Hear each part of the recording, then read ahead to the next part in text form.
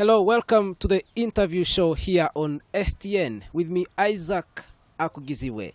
This show is focusing on surveying, and we have a distinguished lady in the field of surveying who will be taking us through what surveying is all about, the challenges they face, and how technology is changing this field. Our guest today, ladies and gentlemen, is Sheila Namazzi, who is a surveyor who works as a Geographical Information System Analyst and Evaluation Surveyor at Crown Land Surveyors and Real Estate Consult. She joins us now to take us through the world of surveying. Welcome to Science Television Network. Thank you. First of all, how are you doing and how is work? I'm good. How are you? Work is fair. Tell us, what does a surveyor actually do? A surveyor, we have different types of surveyors. We have land surveyors, those who demarcate land. We have valuation surveyor, ascertaining value for that particular piece of land, existing buildings, everything that the valuer does is ascertaining value. We have quantity surveyors, those ones who mainly quantity, broadly, because they can do surveying, valuation, and some things like other things. Those quantity surveyors are those ones who normally act as the architects, but the surveyors or engineers. But for their fields, it's just broad, more than for those ones for the surveyors. Maybe as we go now, I'll be asking you what an architect, what an engineer does different from a surveyor. But then now you talked about planners. Yes. They are also surveyors. Though for them, they are mainly in land use practices. We have cartographers. After a surveyor doing his work, the land surveyor, from the ground, he presents the work to the cartographer. That's in the Ministry of Lands, Housing and Urban Development. Those ones are the ones who do the mappings, like the mappings paperwork. That's when you get the print. Who provides the print? That's the what? The cartographer. Yes. Now, for you at Crown Land Consult, you work as a valuer and a GIS analyst. Yes. So what do you do exactly there? Valuation, particularly, it is broad. There is stamp duty. Stamp duty is done by the chief government valuer, that's in Ministry of Lands. But if you are doing a transfer and the land is developed, most time they ask for a valuation report. That's when I come in. I take the value, like I measure everything at the ground, the distances, the length, the width, the everything, the development, every development in your land. Okay, now how does someone become a surveyor actually? If you are from Senior 4, that's you are going to apply for a certificate in land management from Institution of Surveys and Land Management in Tebe. Then, if you are in Senior 6, from Senior 6, that's you have to be having physics and mathematics. Well, those two are the major. Even though you did MET, MEG, as long as you have math and physics. You can apply for diploma in land surveying and geomatics, diploma in land management and valuation, diploma in physical planning, diploma in cartography. Then bachelor's level. For those who qualify with points, you know the standard points for qualifying for any engineering course. That's when you apply for bachelor's. And you can apply Makere, Chambogo, Ndeje, yes, but having qualified with good points. Because you can't be having a 9 points out of MEG, IT, and you think you'll be getting a bachelor's. No. So what's the minimum? I think the cutoff point most times having 17 is good for surveying, for one to qualify, and they are having the O-level grades good. So You that have to be means having O level. When you're poor, you get 17. No. that means to become a surveyor, you have to work hard academically. Yes, academically. That's interesting. Now, in the field of surveying, are you people having a body that governs you in Uganda? Yes. And does that body give licenses? Yes. So what body is that? It's the Surveyors Registration Board. And what does one have to become a fully recognized member of that body? Or maybe if you're starting a company, what exactly do you want to All have? in all, when you're starting a company, you have to be a member of an ISU, Institution of Surveyors Uganda. For that, you qualify to start. And a membership, there are procedures of becoming a member, and there is a fee you pay. It depends. Probably lately, when we are still at school, we're members, but in an institution, like we are still student members. Then after your studies, that's when the full membership. You aren't a student anymore. Like becoming the RSU, that's a registered surveyor. Becoming RSU, beating valuation or surveys, one has to sit the exams from ISU. That's when you move to the other levels. Yes. Then how does a student become a member? A student applies. There is an application, even on online. You can download ISU membership applications. Is there any fee? Yeah, but for students, there is no. Yeah, that's what I remember. We never paid for students lately. Now, from your experience as a surveyor, what are some of those benefits that someone gets from working as a surveyor First of as all, an advantage compared to other courses or other professions? First of all, there is ethicals. Yeah. And I know, like every career will have ethicals, but the difference in surveying, for us, we interact with many people on the ground. That means we are problem solvers, conflict solvers. We act as mediators, the arbitrations, arbitrators. And the other thing is all about movement. I enjoy movement personally, moving from one area to another. Maybe if I was a bank manager, or cause before I wanted to become an engineer, because one of my sisters is in that department. Then after I was like, no, I want to travel the country. I want to become a pilot. But I was like, there is pilot. But how many airplanes are in Uganda? And I was like, there is something else. Land. This land connects us with other people.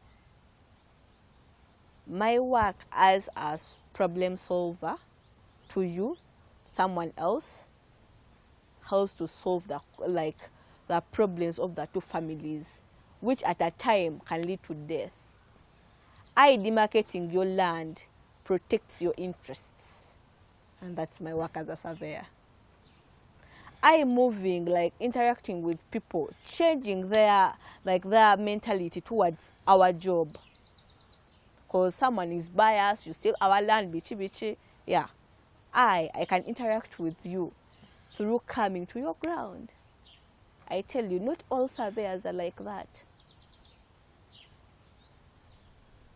So from those movements, what do you find interesting?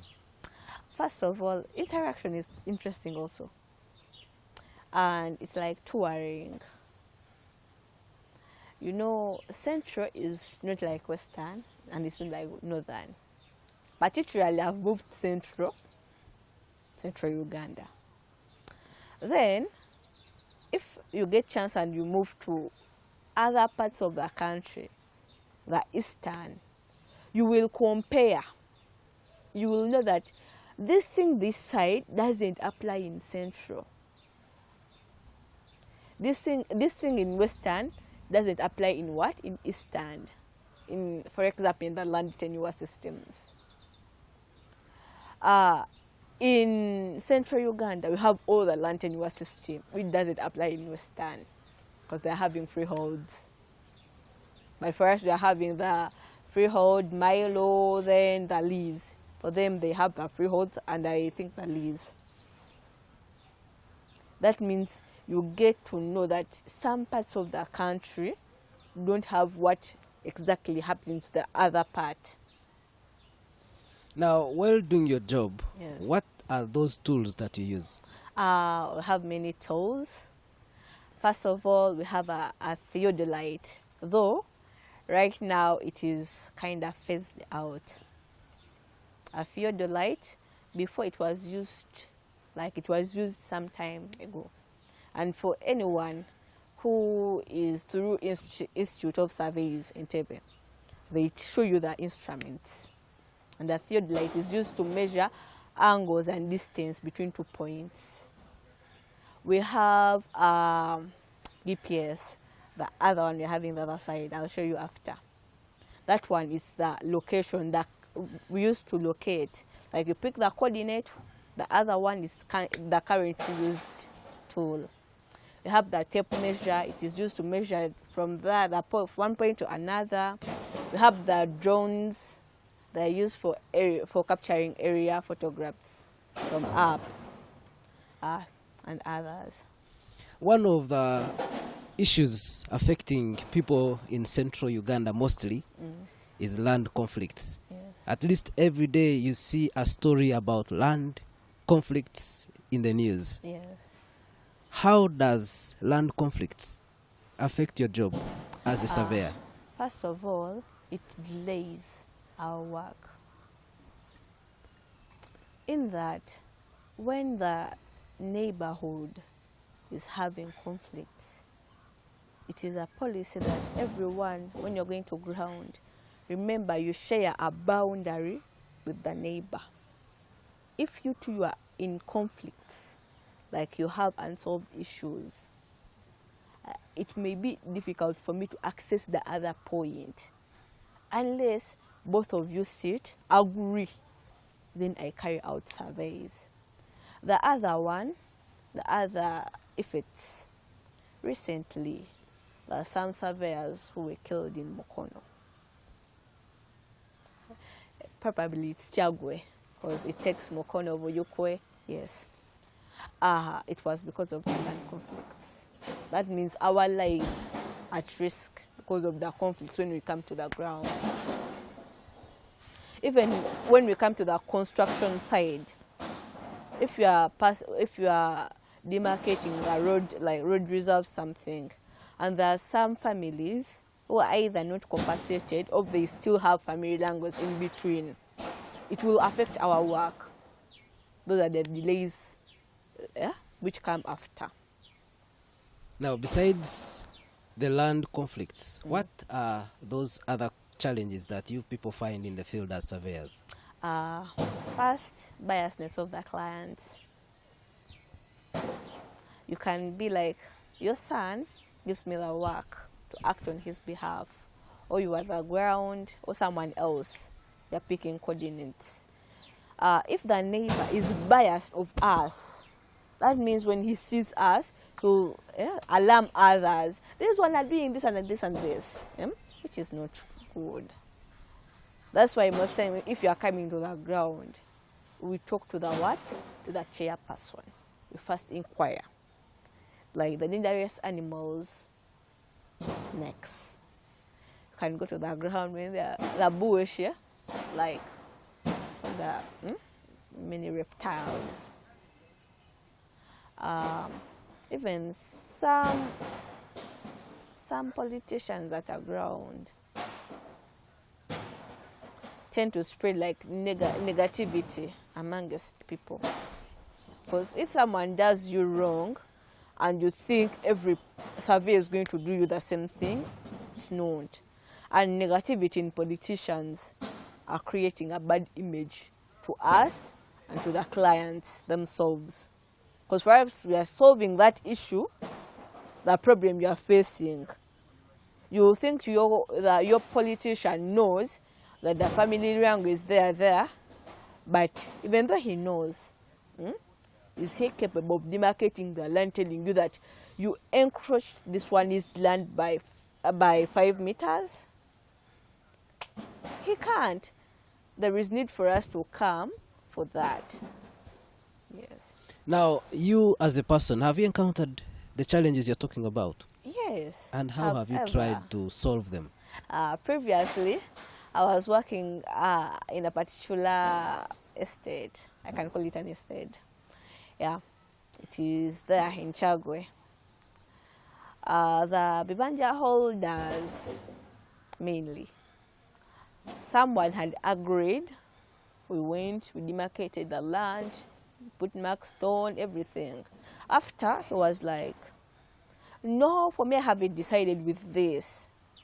And we're like, it's okay. We have to sit down, we see how we can solve the what? The problem. He gave us the time. We explained to him. We aren't taking the land, but we are just demarcating your land. Because we have a holder, the owner of the land, like the landlord, wanted to demarcate the land as you had agreed upon the meetings, because the owner gave us copies so that we know they agreed on this and this. Either you tell the person you agreed on this and this. It is, you agreed you are taking the 5 acres, she's taking 1 acre. And that's what you have done. What shows that you have done that? You show him the results on the what? The machine. The other part, it was a square mile in Kayonga, Galilaya. I was doing a CDM.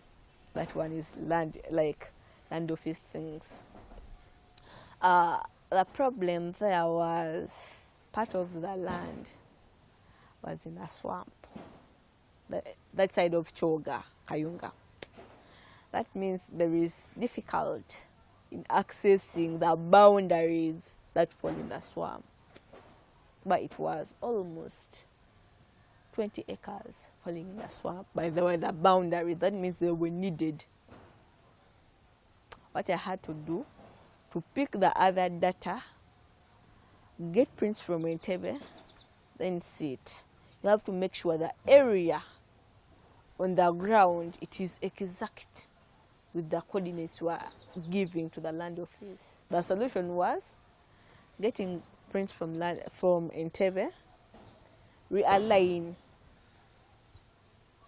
You get the exact coordinates. You remove the 20 acres buffer, that is water. Then you remove the buffer, then you proceed with the transaction. Now, as someone who has personally experienced those challenges, yes, what do you think should be done, maybe from authorities and whoever cares, to make your job a smooth one? The regulations and the policies, they are there. I don't say that they don't exist. But people should know them. They should, is it teaching people, sensitizing people about the policies and the regulations concerning land? The other thing, instead of people going to land wrangles, conflicts, they should know that every land has boundary. If you have a conflict when it's all about the dimensions, you correct the conflict by calling a surveyor. Negativity in people or biasness. Also, they should be sensitized for the roles of the surveyors, the different kinds of surveyors. Because even a person can meet a broker and say he's a surveyor. There is a difference between a broker and a surveyor.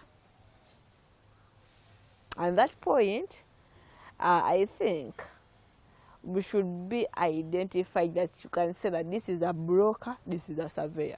Some brokers know how to operate machines They know, but they don't know how to count files. Like, after them picking data from the ground, the other process, the softwares, they don't. Well, I think on that point I also have to ask you the difference between a surveyor, you've talked about a broker, an engineer, and an architect. Where is the line? We fall in the same field for the three. It's the engineering field, in that each of us need each other. First, before you're constructing your house, you as a client, you need the engineer, you need the architect, you need the surveyor. Each one has a role he plays in the construction sector. First, you as a client, you're going to want a plan for the house. Before anything, it is the boundary opening that guides. You can say on a 50 by 100, 100 by 100, an acre, 5 acres, a square mile, it's okay. What verifies that you're in a square mile? The surveyor has to verify the grounds, that to demarcate the points. This person passes from there, there, there. It's like this. This is a piece of land.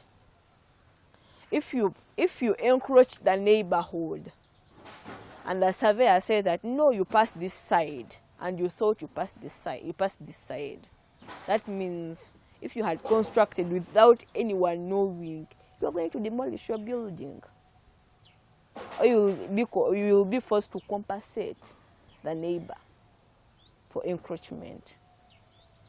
After the surveyor opening the opening boundaries for your plot, they forward the report back to the what? To the architect. You take. It's like this, like this. You explain to the client. The client explains to the architect what exactly he wants. Draws the what? The plan. Forwards it to the engineer. Back, the surveyor comes out for setting out. The building has to be this side. The ladders has to be this side. They have to be inclined at this angle. Have to be like this. Then the worker comes. That means whatever you set at the ground have to be in line with what the architect provided and what the engineer is coming out. What comes out of the engineer's work. What the engineer is at the ground. You do this, you do this. You do this, do this. Yes. Okay, that's interesting. And all in all, we all look at like producing something quality. Yes. So it's all about quality. Yes. You've talked about opening boundaries. Yes. What does it mean? Opening boundaries, in Luganda we call it okwerula empenda. Opening boundary, it is a process of demarcating the boundaries for the parcel of land. That land, most time it has to be titled land. What you open has to correspond with what appears on the deed plan. If the deed plan says 13 meters, and you say no, this person is 15 meters, that's not opening boundaries. What appears on the deed plan has to be the same as that at the ground. Like if there is an encroachment and about someone left behind some land, that's when you go to something else. But there, demarcating the parcel of land. All right. You are still watching the interview show here on Science Television Network, STN, with me, Isaac Akugizibwe. And today we are talking surveying. Our guest is Sheila Namazzi, a distinguished female surveyor in town. And the next part, we are looking at how technology has changed the work of a surveyor. Now, Sheila, how has information technology and changes in technology affected your work as a surveyor? Yeah, I personally positive. I'm positive about that. How? Lately, when they were using tape measures, I don't say that they are faded out. People still use them. But the errors, you can't say that you are going to measure a 50 by 100 by 100 at once using a tape measure. There are high chances of having why should I say? High errors? Yeah, there are many errors. Okay.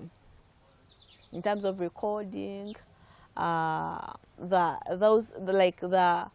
minor errors, major errors. Yeah. The other thing, the technology has helped us. How? Efficiency. Before, they used to take a lot of time to produce work. Because if you are using a tape measure, you are surveying a square mile. That means you will take almost a month or a week doing the same work. Yet, now we are using the RTKs, the GPS, the total station will take almost a day to survey 5 square miles, depending on your flexibility anyway. The other way around, the AutoCADs. Those are our softwares, AutoCADs, GIS, and many others, ArchCAD, ArcMap. Those ones have helped us in designing and mapping. Instead of you putting a table, using table surveys, putting a table here and the other one, bringing protractors, right now you just sit on your laptop, input the coordinates, did the aerial photograph,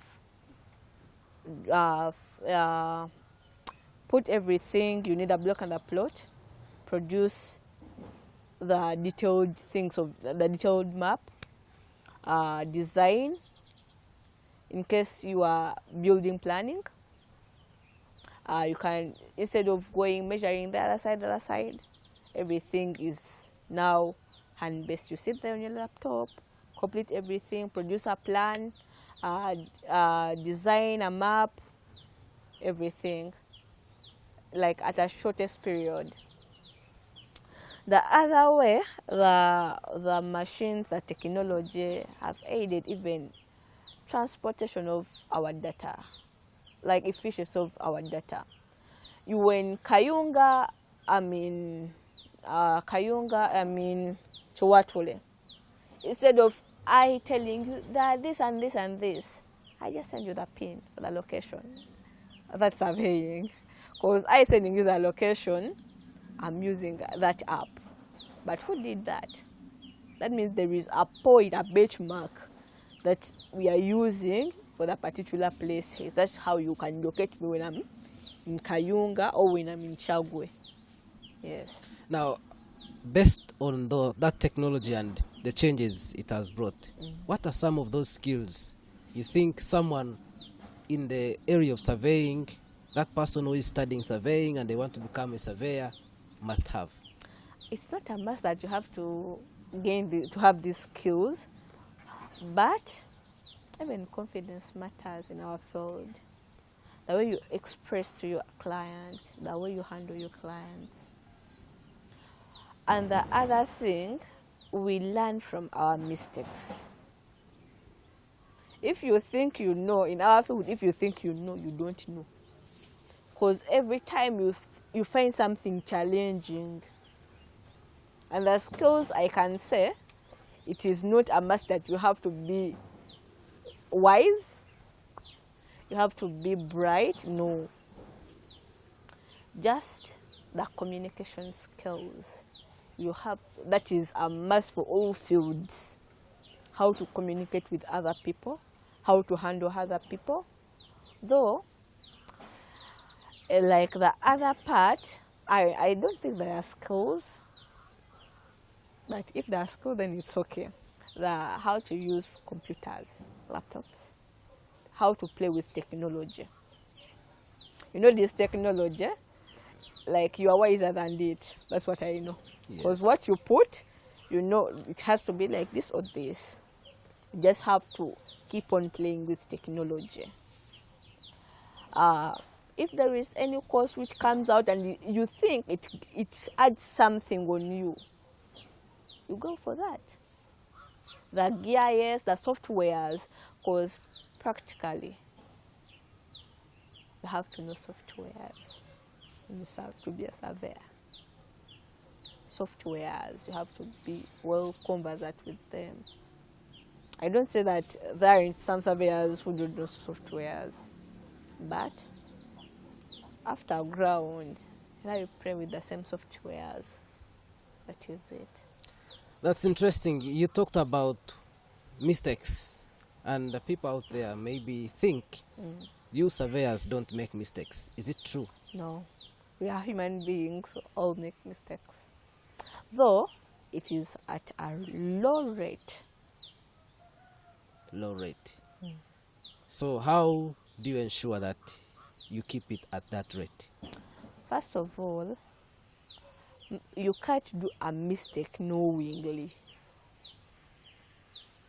And some mistakes, I can't say that they are minor because the outcome cannot be minor.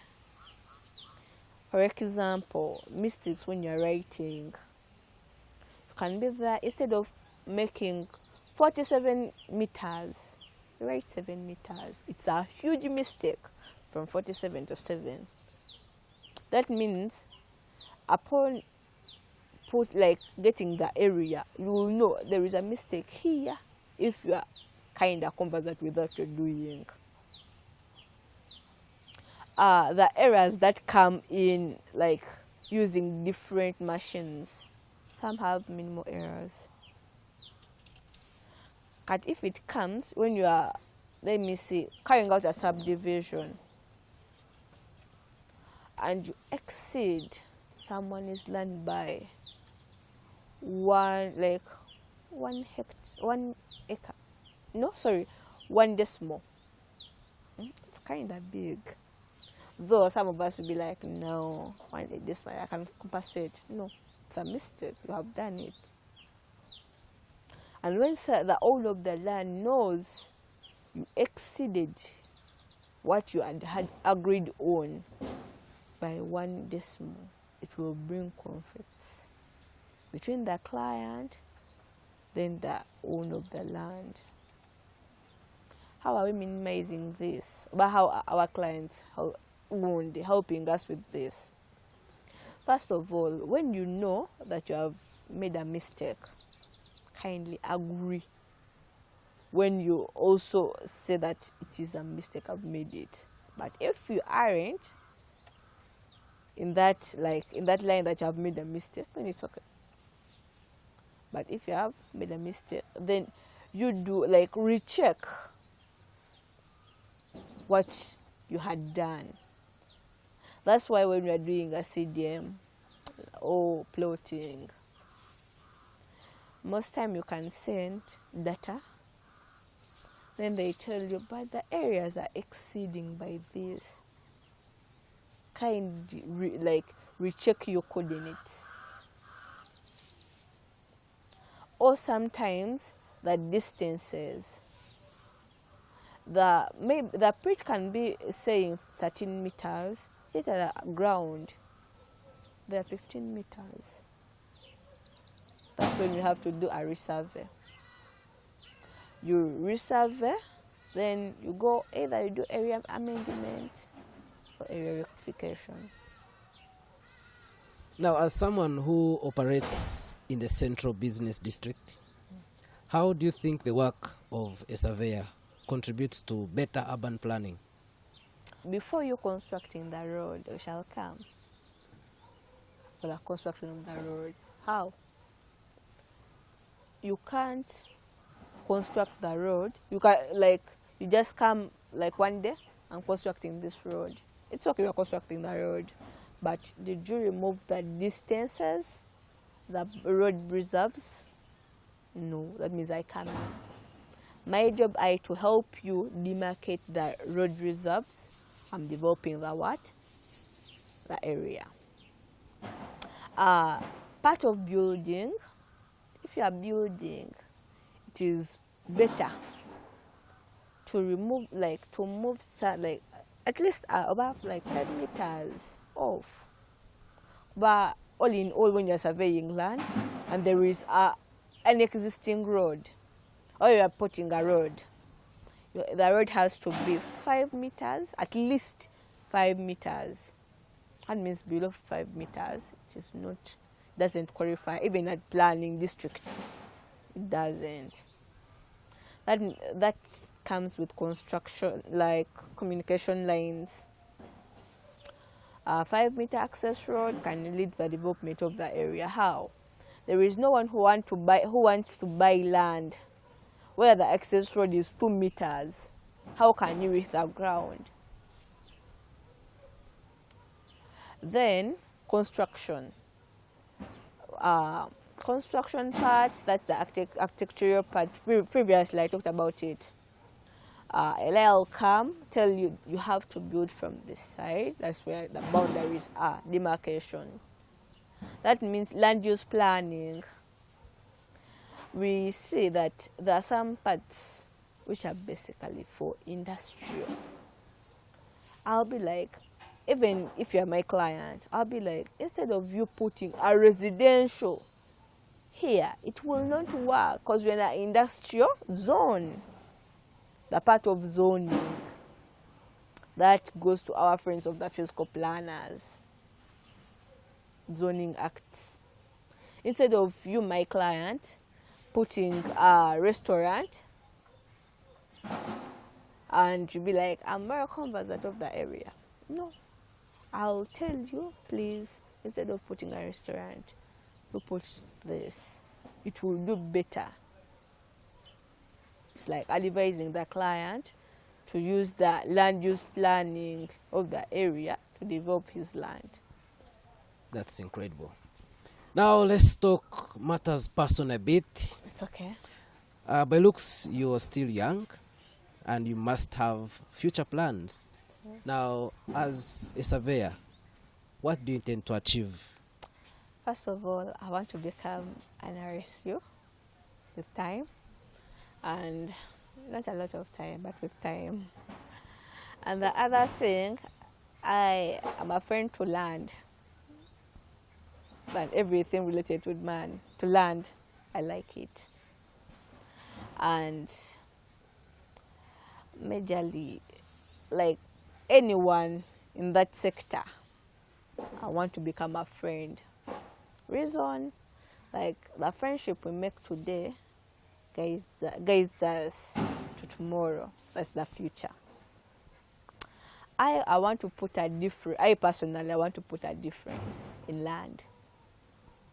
The biasness of people towards us, the surveyors, the valuers, the cartographers, and like anyone in our field, have to put a difference. And my future prospects are like changing like people's ideas towards us, towards what they have on land. Some of them think inheriting land, you have to just sell. No. And some think having land is having everything. It doesn't apply like that. You can be having land, but you don't know how to use it. Sensitizing people, how they can use what they have to develop. And it's not all about selling, because you can sell today, the money is done by tomorrow. You use what you have to get what you don't have. Now, there are visibly very few women in surveying. How would you advise a young woman out there, maybe in school, who wants to be like you? How would you advise them now? I personally came from a small school down in Kayunga, Bugedede. But what matters first? What do you want to become in future? Fine, at a time T, I wanted to become a pilot. But I was like, the other part, I can't get it. What can I get? Because you can't be there and be like, I want to become this, only this. When this one fails, nothing I can become. If you want to become something, if you want to become a surveyor, fight for what you want to become. You take your time, read, like that empowerment, like other women, like I know it is almost 15 or 13% are women in surveying. That less number inspired me to become a surveyor. Why? When I was in senior 4, I was doing technical drawing. I was the only girl in 15 boys. And I was like, every field where there is a man, and the percentage of men to women is high, I want to be in that same field because I know I can lead. I have the leadership skills to take over what I want. I can be like, I can lead a man in my field. The chances, like the organization we have in Uganda, the women organization, they emphasize, like they encourage us to take a step harder. First, my role model is someone, Namakula. She's my role model. She's a lady. Though I have a gentleman also. But I saw like she has something different. What does Namakula do? Namakula is a government valuer. Wow. She's called Miss Namakula Mary. Yeah, she has something which I learned from her. You have to work. Don't overwork, but you have to work to keep tomorrow. If I have to work today, why should I do a lot of work? I complete everything, yet I don't know what happens tomorrow. If I do the work, present everything you have to what you are doing today. That means the outcome will be good. You can't sacrifice like your everything and you think you're going to get something bad. No. You sacrifice your time. I'm making reports, I'm making this and this, and aren't getting anything. That's wrong. And for those women in surveying that have inspired me, because there is a group existing on WhatsApp, women in surveying.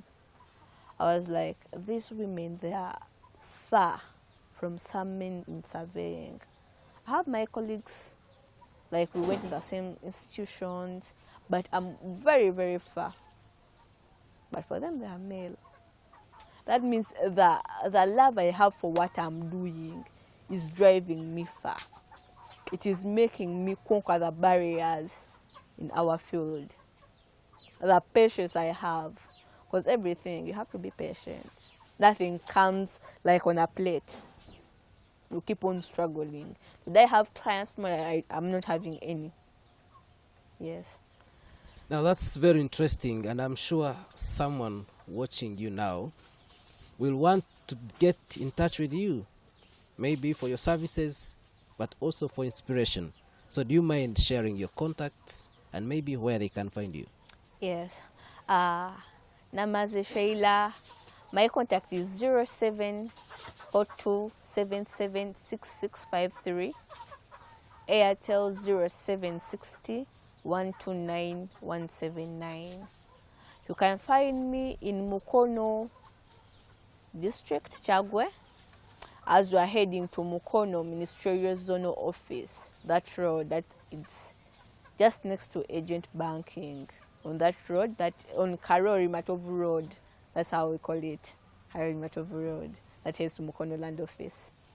Then Chisasi, just after the traffic lights, opposite Komatos.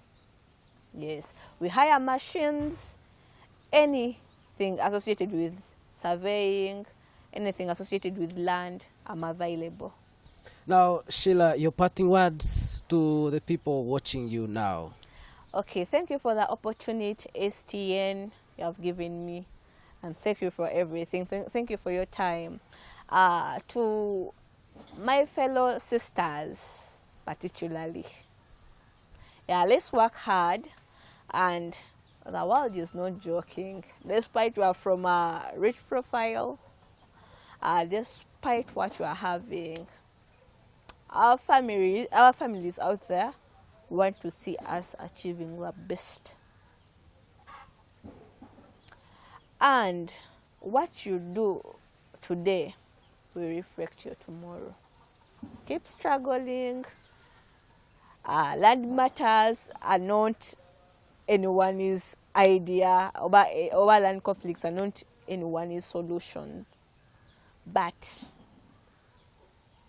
make yourself relevant in the field by advising your clients, finding solutions for them.